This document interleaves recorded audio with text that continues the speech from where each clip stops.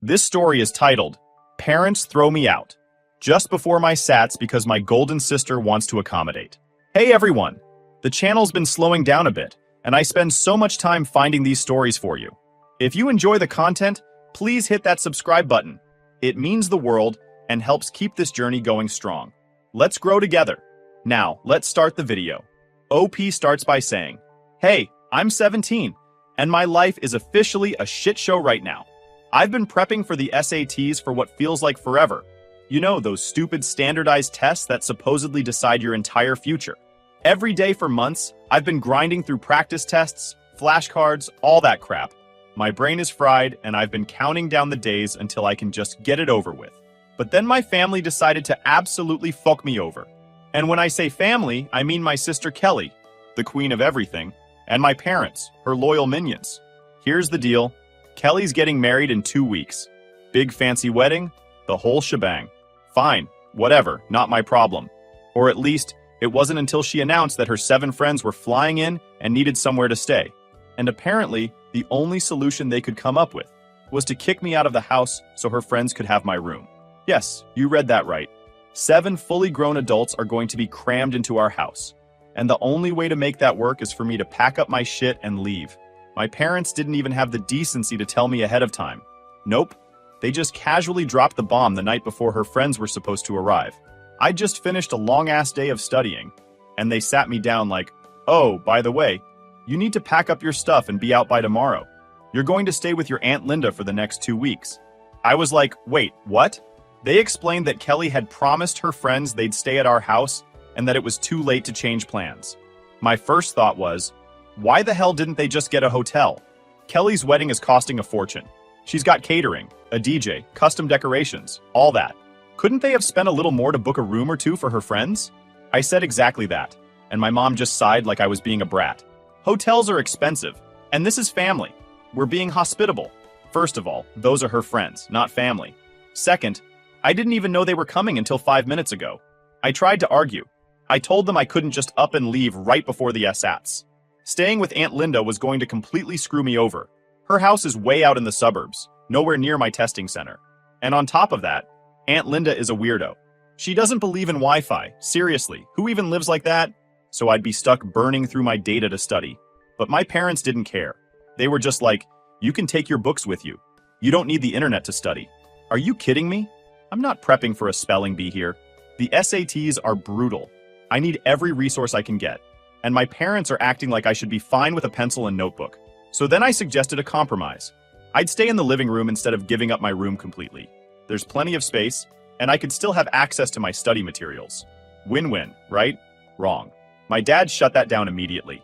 It's not appropriate to have guests sleeping in the living room when we have a full house. They're Kelly's friends, and they deserve to be comfortable. I swear I almost lost it right then and there. Like, am I not part of this family? Does my comfort not matter? I even brought up the fact that Kelly and Ryan, her fiancé, have their own apartment. Wouldn't it make more sense for her friends to stay there? But apparently, Kelly decided her apartment was off limits because she didn't want the stress of hosting people right before her wedding. Oh, but it's totally fine to dump that stress on me. At this point, I was getting desperate. I begged my parents to reconsider. I told them I couldn't afford to lose this much time so close to the SATs. I even offered to split the living room with her friends, just so I could stay in the house. But nope. My mom hit me with, we've made our decision. Don't be selfish, okay? This is Kelly's big moment, and we need to support her. Selfish. They called me selfish for not wanting to be kicked out of my own home. I kept pushing back, and that's when things got ugly. My dad finally snapped and said, if you don't pack your things and leave by tomorrow, we'll throw all your stuff out on the street. That was it. I couldn't argue anymore. They'd made up their minds, and nothing I said was going to change it. So I went to my room and started packing. I was so pissed I could barely think straight. I mean, how is this even real? How do you look at your own kid, someone who's working their ass off to get into college, and decide, yeah, let's kick them out so our daughter's friends can have a sleepover? A couple hours later, my mom came in all cheerful, like, we're so proud of you for making the right decision. This is a big sacrifice, but it shows you're willing to put family first. I didn't even respond.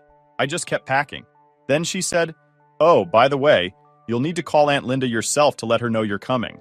We haven't talked to her about this yet. Wait, what? They hadn't even asked Aunt Linda if I could stay with her. They just assumed she'd be fine with it and left it to me to figure out. That was the final straw. I completely lost it. I started yelling, asking how they could do this to me. And you know what my mom said? "You're almost an adult. It's time you learn to take care of yourself." Almost an adult? I'm 17. And even if I was 18, they're still my parents. Isn't it literally their job to take care of me? At this point, I realized arguing wasn't going to get me anywhere. I'd already wasted too much energy trying to convince them to care about me, and it wasn't working. So I decided to stop playing nice. I started unpacking my bags and told them, "I'm not going anywhere. You'll have to drag me out of here if you want me gone." That's when my dad stormed in and started yelling. He said I was being a brat and that I needed to grow up. My mom chimed in with some bullshit about how Kelly's friends deserve better treatment because they're guests. So after my parents completely failed me, I did something I probably should have known better than to try. I called Kelly. I was sitting on my bed, surrounded by half-packed bags, trying to wrap my head around how fucked my life was about to get. I thought, maybe, just maybe, she'll have an ounce of humanity and help me out. Honestly, I wasn't expecting much. Kelly and I have never been close. Scratch that. We can't stand each other. She's always been the golden child, and I've always been the problem. It's been that way for as long as I can remember. She's the favorite, the one who never does anything wrong, while I'm the one who gets blamed for breathing too loudly. But I figured desperate times, right? So I called her. The moment she picked up, she sounded annoyed, like I'd interrupted some earth-shattering wedding task. I said, "Kelly, I need to talk to you. Mom and Dad are making me leave so your friends can stay in the house, and it's totally screwing me over." Her response? A loud, dramatic sigh. You know the kind. The, "Ugh, why are you even bothering me with this?" sigh. But I kept going. I told her how important the SATs were, how Aunt Linda's place wasn't a good fit for studying, how far it was from my testing center, and how unfair it was that I had to leave my own home so her friends could crash here. That's when she hit me with the most cold-hearted, villain-level bullshit I've ever heard in my life. "Put me on speaker," she said. I hesitated for a second, but did it. My parents were standing nearby, probably listening in anyway, so I figured, why not? Once she knew they could hear, she said, "Let me make this really clear. I promised my friends they could stay there, and I'm not breaking that promise. I don't care about your SATs, your studying, or any of your whining. If you don't have anywhere to go, then maybe you should just live on the streets." Live on the streets. She actually said that. And my parents? They didn't say a word. Not one word. They just stood there, letting her talk to me like that. She hung up right after, and I stood there in stunned silence. I couldn't believe it. Not only did she not give a single fuck about how this was going to affect me, but she also went out of her way to humiliate me in front of our parents. And the worst part? They didn't defend me. They didn't even look uncomfortable. That's when it hit me. I wasn't family to them. Not really. Kelly was the star, the center of their universe, and I was just there. I thought about arguing some more, but what was the point? I already knew how this was going to play out. So, without saying another word, I finished packing my stuff and left the room. When I got back to my room, I sat on my bed and stared at my phone. I felt like I was in some fucked up movie. Like, who even says that to their own sibling? Who tells a 17-year-old to live on the streets because they can't be bothered to find a better solution? I didn't cry. I was too angry for that. But I did feel this deep, gut-wrenching ache in my chest. Like I'd finally hit my limit with these people. It wasn't just about this one situation. It was everything. Every time I'd been ignored. Every time Kelly had been prioritized. Every time I'd been made to feel like I didn't matter. It all came rushing back at once. And the worst part? I still had no plan. My parents clearly weren't going to back down, and Kelly definitely wasn't going to help me. I couldn't go to Aunt Linda's because I knew I wouldn't survive 2 weeks there, especially not before the SATs. That's when I decided to text my best friend, Sarah. Sarah and I have been best friends since middle school. She knows pretty much everything about my family. The favoritism, the constant put-downs, the way Kelly treats me like an inconvenience. She's heard it all. So when I texted her, "Can I stay with you for a while?" Long story, I'll explain later. Her response was immediate. Of course. Are you okay? I wasn't okay, but I didn't want to dump everything on her all at once. So I just said, "I'll explain when I get there." Within an hour, I was out the door with my bags and heading to Sarah's place. My parents barely even acknowledged me as I left. My dad just said, "Good, you're making the right decision," like I was doing them a favor by getting the hell out. When I got to Sarah's house, her mom answered the door. She took one look at me and said, "What happened?" I hadn't planned on breaking down, but as soon as I stepped inside, it all came pouring out. The SATs, the forced eviction, Kelly's cruel phone call. It all spilled out in a jumble of words and anger. Sarah and her mom listened without interrupting, and by the time I finished, I felt a little lighter. Sarah's mom didn't even hesitate. She said, "You can stay here as long as you need to. We'll figure it out." That night, I slept in Sarah's guest room, surrounded by quiet and kindness. Two things I wasn't used to. I felt like a burden, sure, but at least I wasn't being actively ignored or insulted. It toughened sacrifice. The next few days were a blur. I focused on studying for the SATs, trying to push everything else out of my mind. It wasn't easy. Every time I tried to concentrate, Kelly's voice would pop into my head, "Go live on the streets." But Sarah was there for me every step of the way. She made sure I had space to study, brought me snacks when I forgot to eat, and even helped me review some practice questions. Her parents were just as amazing, constantly checking in and making sure I had everything I needed. It was a weird feeling. For the first time in forever, I felt supported. By the time SAT day rolled around, I was running on adrenaline and sheer determination. I wasn't going to let Kelly or my parents ruin this for me. I took the test, and honestly, I think I did pretty damn well considering everything. After the SATs were over, I spent a whole day decompressing. Well, trying to. But no matter what I did, I couldn't stop replaying everything that had happened. Kelly's words, my parents' apathy, and the sheer unfairness of it all just kept cycling through my head like a broken record. I realized I wasn't angry just because they kicked me out. It was deeper than that. I'd spent my whole life being treated like the afterthought of the family. Every damn time something came up, Kelly was their priority. Whether it was birthdays, school events, or even just normal family dinners, everything revolved around her. And this felt like the ultimate slap in the face. I wasn't even sure what I wanted to do about it. Part of me just wanted to shove it all down, keep my head down, and move on. But another part of me, the part that was sick and tired of being treated like garbage, wanted to do something. That's when I thought of Ryan. Ryan and I weren't exactly close, but we'd spent a decent amount of time around each other since he and Kelly got engaged. He always seemed like a nice enough guy, though I sometimes wondered what he saw in her. I mean, Kelly isn't exactly known for her sparkling personality. I debated for hours about whether or not to reach out to him. On the one hand, it wasn't really his business. On the other hand, he was about to marry someone who'd literally told her own sibling to go live on the streets. Didn't he deserve to know what he was getting into? Finally, I decided to go for it. I wasn't trying to ruin their relationship or anything. I just wanted him to know the truth.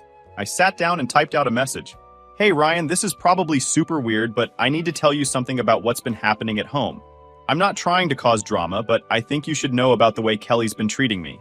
I'm not sure if she's mentioned it, but I've been kicked out of the house because her friends are staying here for the wedding. I've been studying for the SATs for months, and they decided last minute that I had to leave so her friends could have my room. I told her how much it was screwing me over, and she straight up told me to live on the streets. I'm not saying this to make you mad or anything. I just think you should know what kind of person she is before you marry her. If you want to talk more about it, I'm here." I read it over a dozen times before hitting send. My hands were shaking the entire time. I had no idea how he was going to react, or if he'd even respond at all. "Itu Wakadri," Ryan replied within an hour. "Hey, my name. I'm really sorry to hear about everything you're going through. Kelly hadn't told me anything about this. Can we meet up or talk on the phone? I want to hear the whole story." I was surprised he took it so seriously. I guess I half expected him to brush it off or defend Kelly, but he seemed genuinely concerned. We agreed to talk on the phone that night. When he called, I laid it all out for him. I told him about how I'd been preparing for the SATs, how my parents had given me less than 24 hours to pack up and leave, how Kelly had told me to live on the streets, and how none of them cared about the impact it was having on me. Ryan didn't say much while I was talking. He just listened, and I could tell he was getting angrier by the minute.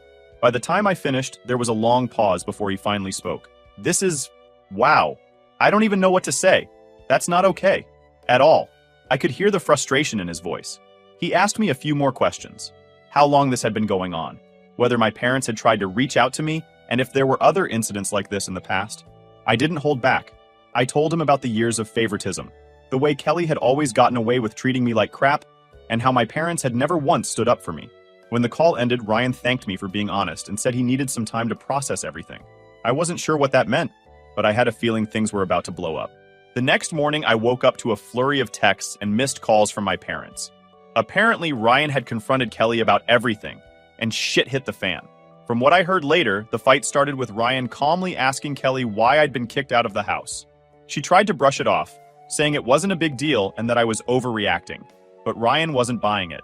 He pressed her, and eventually she admitted that she just didn't want me around. She said having me in the house would have been too stressful for her, and she didn't think it was a big deal since I could just stay somewhere else. When Ryan brought up the live on the streets comment, she apparently laughed it off like it was a joke. That's when he snapped. He told her she was selfish, heartless, and that he couldn't believe she'd treat her own sibling like that. Things escalated quickly, and by the end of the night, Ryan told her he couldn't go through with the wedding. When my parents called me, they were livid. "This is all your fault," my mom yelled. "Do you know what you've done? The wedding's off because of you." I tried to explain that all I did was tell Ryan the truth, but they weren't having it. They demanded I call him and fix it. "Fix what?" I snapped. He made his decision because of her actions, not mine. If Kelly wants to save her relationship, maybe she should try apologizing for once in her life. They hung up on me after that. The fallout was even messier than I expected. Kelly was hysterical. She tried to spin the story to make it look like I was the bad guy, but no one was buying it, not even her closest friends. Apparently, Ryan had already told his family what happened, and they were fully on his side. As for me, I felt conflicted. On the one hand, I didn't mean to blow up her life, but on the other hand, she'd brought it on herself. All I did was tell the truth, and if that was enough to make Ryan rethink their entire relationship, maybe it wasn't as strong as Kelly thought. At the end of the day, I didn't regret reaching out to him. For once, someone in my family was being held accountable for their actions, and it felt damn good. After Ryan called off the wedding, my life got significantly messier. You'd think that being away from my parents and Kelly would mean I could finally catch a break, but nope. The fallout from all this hit me like a damn tsunami. First, there was my parents. They weren't just pissed, they were out for blood. They must have called me 20 times in one day, alternating between screaming at me and trying to guilt trip me into fixing the situation. "Do you realize how much money we've spent on this wedding?" my mom shrieked during one of her rants. "All of it down the drain because of your little stunt," as if it was my fault Kelly was a heartless jerk. My dad wasn't any better. His angle was all about family loyalty. He kept going on about how I was supposed to support Kelly, not tear her down. He even accused me of being jealous, which was laughable. What the hell was I supposed to be jealous of? Her massive ego? Her ability to manipulate everyone around her? When I wouldn't cave, my parents started sending flying monkeys after me. Aunts, uncles, cousins, you name it. I got bombarded with texts and calls from people I hadn't spoken to in months. Some of them were polite but insistent, saying I should try to smooth things over for the sake of the family. Others were downright nasty, calling me selfish, immature, and in one case, a spiteful little brat. But here's the thing. Not everyone bought into their narrative. Turns out, Ryan didn't just confront Kelly. He told his whole family why he was calling off the wedding. And unlike my parents, his family wasn't about to sweep it under the rug. Within days, the story started spreading. My parents were furious, accusing me of ruining our reputation. They didn't seem to grasp that the more they tried to control the narrative, the worse it made them look. I started getting messages from extended family members, people who weren't part of the Flying Monkey Brigade. Some of them apologized for how I'd been treated, and a few even said they'd noticed the favoritism over the years, but hadn't known how bad it was. It was weird, having people suddenly acknowledge what I'd been dealing with my whole life. But honestly, the most satisfying messages came from Ryan's family. His sister reached out to me personally and thanked me for speaking up. She said they'd always had reservations about Kelly, but didn't want to interfere. Apparently, my story was the final confirmation they needed. Meanwhile, Kelly was imploding. Her social media turned into a pity party overnight. She posted vague statuses about being betrayed by people she trusted and losing everything. Of course, she left out the part where she told her little sister to live on the streets. Her friends weren't buying it, though. A few of them started commenting things like, "This isn't the whole story, is it?" And, "What about my name?" It wasn't long before Kelly turned off the comments altogether. I heard through the grapevine that she was trying to reconcile with Ryan. She even showed up at his place unannounced, but he refused to let her in. Apparently, he told her that unless she apologized to me and fixed things with our family, there was no chance they'd get back together. Of course, Kelly being Kelly, she refused to apologize. She told him she didn't owe me anything and accused him of overreacting. That's when he officially ended things. Back at Sarah's house, I was finally starting to feel like I could breathe again. Her parents had been nothing but supportive, even after hearing about all the chaos I'd inadvertently caused. Sarah joked that I was like a live-action soap opera, but in a way that made me laugh instead of cringe. Still, I couldn't shake the feeling of guilt. Not for telling Ryan the truth. I stood by that 100%, but for the way everything had spiraled afterward. It wasn't my intention to destroy Kelly's wedding or blow up her relationship. All I'd wanted was for someone, anyone, to see what I'd been dealing with. One night, Sarah's mom sat me down and said something that really stuck with me. "Sweetheart, this isn't your fault. You didn't create this mess. Your family did. All you did was hold up a mirror and they didn't like what they saw." That was the first time in a long while that I felt validated. A few days later, my grandparents showed up. They'd been on my side from the beginning, but seeing them in person was a whole different kind of comfort. They didn't waste any time. Within an hour of arriving, my grandpa was on the phone with my parents, laying down the law. He told them in no uncertain terms that I wasn't coming back to their house and that they needed to figure out their priorities. "Your daughter isn't a piece of furniture you can move around whenever it's convenient," he said. I didn't hear my parents' response, but I'm guessing it wasn't pleasant because my grandpa hung up looking pissed. My grandparents also started making arrangements for my future. They offered to take full custody of me, which was honestly a relief. They told me I could stay with them once I graduated high school, and they'd even help me with college expenses. Hearing that was like a weight being lifted off my chest. For the first time, I felt like I had a solid plan, a way to move forward without depending on people who clearly didn't give a damn about me. As for Kelly, she's been radio silent. I haven't heard a word from her since Ryan ended things, and honestly, I'm fine with that. From what I've gathered, she's still trying to spin the situation in her favor, but it's not working. Too many people know the truth now, and her victim act isn't holding up. I'd like to say I feel bad for her, but I don't. Not really. She made her choices, and now she's dealing with the consequences. For the first time in years, I feel like I'm not trapped under her shadow anymore. With my grandparents stepping in and taking charge, I finally started to feel like I wasn't fighting this battle alone anymore. It's wild how much can change when someone actually gives a damn about you. For the first time in years, I felt like things might actually turn out okay. But that doesn't mean everything magically got better overnight. After my grandparents' phone call with my parents, the dust hadn't exactly settled. My parents tried to play the victim card, claiming I was turning the whole family against them. My mom apparently told my grandparents that I manipulated the situation and exaggerated everything just to make them look bad. My grandpa wasn't having it. He told them flat out, "If your version of being a good parent involves throwing your kid out for a wedding, then maybe you deserve to look bad." That was the last time they spoke directly. My grandparents told me that as far as they were concerned, my parents had forfeited their right to be part of my life. Meanwhile, I was adjusting to living at Sarah's house full-time. It wasn't exactly how I imagined my senior year of high school going, but her family made it as smooth as possible. Sarah's parents even sat me down one night to talk about the future. They wanted to make sure I felt secure and knew that I wasn't overstaying my welcome. I broke down a little when they said, "You're not just a guest. You're family now." Hearing that was something I didn't even realize I needed. I started to feel lighter, like I wasn't carrying everything on my own anymore. Sarah and I got into a routine, studying together, watching dumb shows on Netflix, and just hanging out like normal teenagers. For the first time in a long time, I didn't feel like I was walking on eggshells. At school, though, things were complicated. Word about the wedding fiasco spread fast, and it wasn't long before classmates started asking questions. I'm not sure how much they knew, but enough to start whispering about me in the hallways. "Did you hear she got her sister's wedding canceled?" "Yeah, I heard her sister's fiance dumped her because of something she said." I tried to ignore it, but let's be real. It sucked. I wasn't exactly popular to begin with, and this just made me feel even more isolated. Sarah, bless her, went full protective mode. She shut down any rumors she overheard and even confronted a group of kids who were making jokes about me. It was embarrassing, but also kind of sweet. She kept reminding me, "They don't know the whole story. Fault them." On the home front, my grandparents weren't wasting any time. They started working on the legal process to transfer custody, which meant more phone calls with lawyers and family members.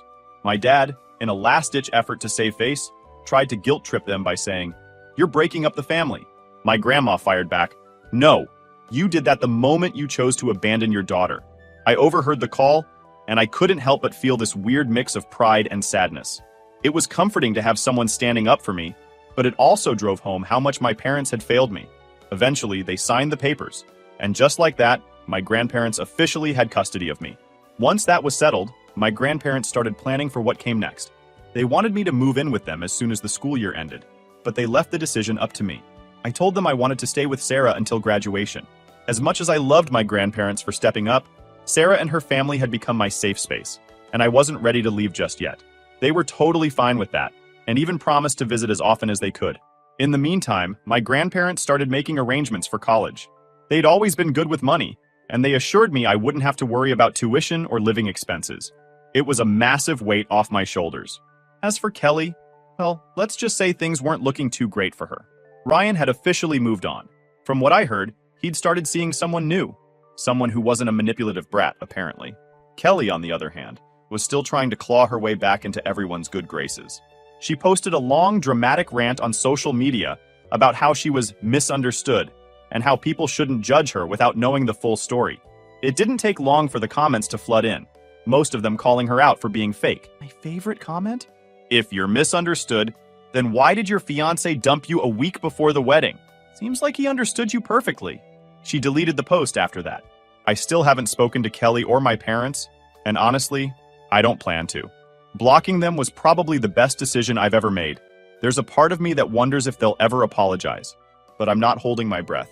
If there's one thing this whole mess has taught me, it's that I don't need their approval. Or anyone's, really. Looking ahead, things are finally starting to feel hopeful. I'm doing well in school, I've got solid plans for college, and I'm surrounded by people who actually care about me.